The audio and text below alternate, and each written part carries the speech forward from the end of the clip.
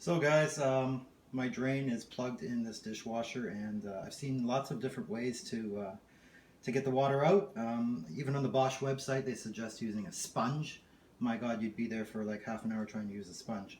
I've seen people use a shop vac, which is not bad, but I really like this way. I wanna show everybody what I've done here. This is a simple Mastercraft Canadian Tire impeller. That's all it is. And it comes with the tubes. It's a regular garden hose here going into the sink.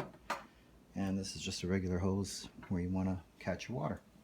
So take your filter out from the bottom first, of course. And then make sure your tubing is right at the bottom of that sump.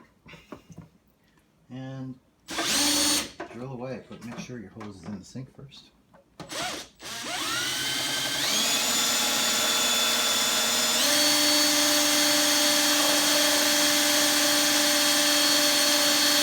Takes a few seconds to get the vacuum going.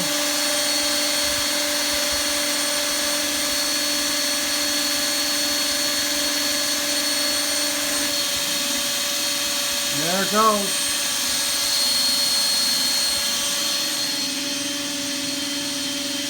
So you're going to see this water go down real fast.